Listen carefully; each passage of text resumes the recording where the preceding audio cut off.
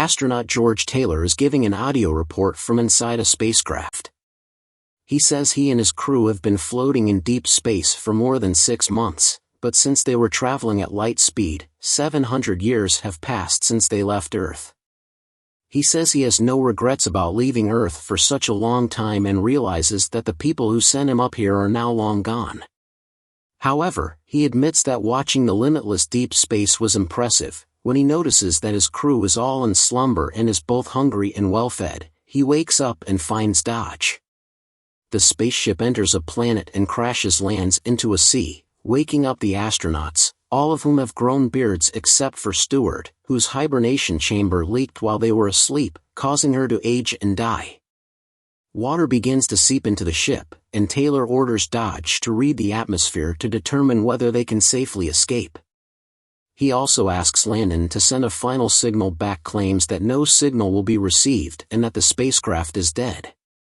They all exit the ship into an emergency raft with their belongings and debate where they are after. Taylor says they are on a planet in the Orion constellation, but Landon realizes Taylor is not sure, and Tage says it is safe to breathe.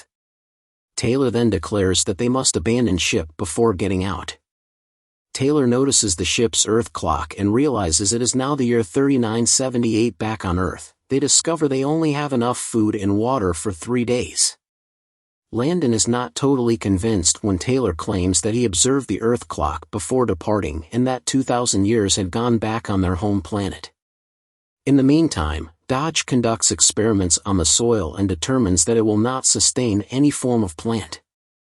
They headed off and spent a long time exploring the weird rocky formations while avoiding landslides and other hazards after Taylor said they only had 3 days to uncover life on this planet, if there is any. In the meantime, Taylor and Landon talked about why they all agreed to go on this adventure. Taylor claims Landon came for the attention, and they both concur that Tage came out of his curiosity, but Landon claims that the Taylor really came because he hated the people of Earth and was trying to get away from them. Taylor disagrees, stating that he just arrived. The 3 astronauts come across what look like scarecrow-like structures, but as they go up to examine them, they spot waterfalls and greenery excitedly. Because he believes there has to be some life better than man in the universe. Finally, after walking for a long time, they find a plant in the ground and realize where there is one there must be another. As they continue their search, shadows start appearing hidden from them in the rocks. They are being followed. They take off their clothing and splash around in the water. They run after the creatures by following the trail of their torn clothes and broken equipment left behind by them until they come to a clearing and find that the creatures actually look like humans, but the humans cannot speak and appear to be feral. Landon notices footprints in the mud just then. Taylor argues that this is advantageous since they can easily subjugate these primitive people, but just then they hear a foreboding noise, and all the savage humans flee in fear as the 3 astronauts begin to move. During the chase, while Taylor is still running and it appears he has escaped, he is shot in the throat and captured. The apes are then seen treating the humans like animals just before the chase begins. Tage is shot and killed by the apes, and Landon is captured. Horses also appear, and gunshots are fired. However, Taylor is shocked to see that riding the horses are apes who are dressed in very proper clothes. When Taylor awakens, he is being operated on in a cage by an ape doctor. Dr. Zira, another ape, comes to see him because she is intrigued by the strange clothing he was wearing. The 2 doctors' conversation reveals that they are animal doctors and humans are considered lowly animals on this planet. Next, Taylor is in a cage outside when Zira and her archaeologist fiancé Cornelius come to see him.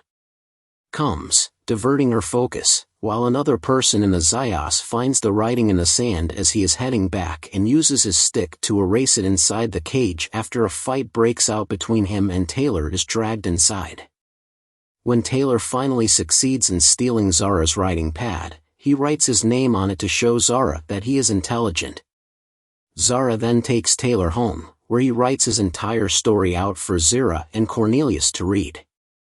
Cornelius does not believe it and thinks it is some sort of cunning animal trick, claiming Taylor could not have flown into the planet because it is too small for him to have done so. It is impossible to fly. Taylor disproves him by creating a paper airplane. Taylor points out the location of his ships landing on a chart, and Cornelius informs them that it is the so-called Forbidden Zone, where no one is permitted to enter. Cornelius declines to pursue his idea that apes originated from humans out of concern that the scientific community's religious authorities, such as Zara, will condemn him of being a heretic. Zara reminds Cornelius of his theory and claims that Taylor might be evidence for it.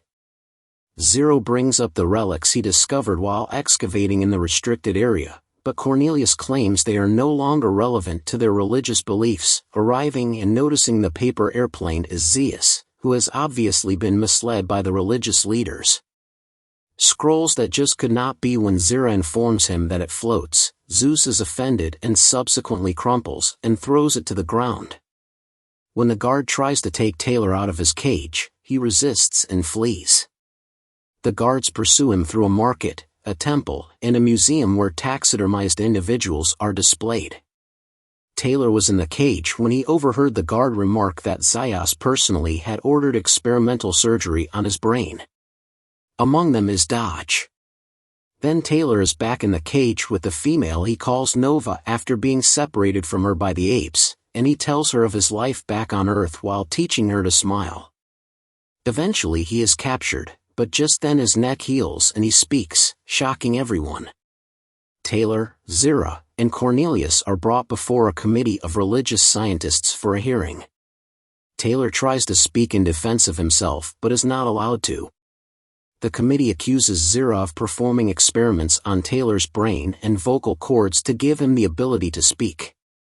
They also accuse Cornelius of heresy for claiming that apes evolved from humans, because they believed that apes were divinely created by God above all other beings. Both of them deny these accusations, and Taylor once more writes down his story for the committee that Cornelius reads for him. The committee suggests looking at Taylor's companions that he claims to have come with him, so they take him to identify them. However, when Taylor finds Landon, he discovers that he is mute due to having had brain surgery. This infuriates Taylor, but the committee finds Cornelius and Zira's attempt to defend their theory of evolution, that Taylor is the missing piece in the evolution of man and ape if he is not from another planet, too persuasive, and orders Taylor to be destroyed while accusing Cornelius and Zira of heresy. When Taylor is brought before Zaius, Zaius acknowledges that he was aware that Landon could talk and that he had surgery to silence him.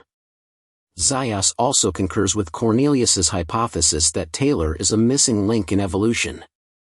This surprises Taylor, who offers to spare his life in exchange for information on where to find other individuals like him. When Zara's nephew shows up to Taylor's cage and offers to help him escape, Taylor is perplexed and unable to respond but notes that Zeus seems terrified of him for some reason.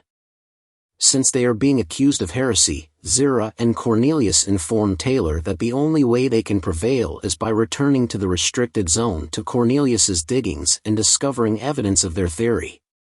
Taylor demands that Nova accompany them. When they go to the cave which Cornelius dug, Taylor decides to go with them and gets a rifle. However, just as they are ready to enter, Zeus and his men show up to capture them. Taylor Zaius points a gun at him and orders his guards to back off before offering a deal. If Cornelius and Zira can show that the cave contains artifacts older than the religious scrolls, he must drop his case against them. They enter the cave, where Cornelius offers several artifacts, all of which are rejected by Zaius until they discover a human doll that can speak the word mama. Guards arrive, but Taylor pushes them away by holding Zaius hostage. When Taylor asks, Zaius confesses to them that he was aware of ancient men because the secret religious scrolls mentioned them. Taylor argues that this doll belonged to an intelligent human house because an ape would never make a human doll that talked. He also discloses that the restricted zone was once a paradise and men destroyed it into the desolate wasteland it is now. This is why he was afraid of Taylor and intellectual men, since they portray men as destructive creatures that wage war on one another. Taylor is still intrigued about how apes descended from men on our planet. After Taylor departs, Zaius seals off the cave and tells Zira and Cornelius they will face trial for heresy because he cannot let people know about the intelligent men. He demands a horse and some provisions from the guards in exchange for Zaius before setting off to find the answer alongside Nova. Zaius warns him that he might not like what he finds.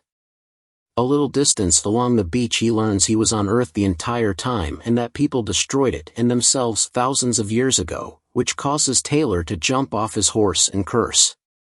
With that realization, he gets his answer, and the story comes to a close.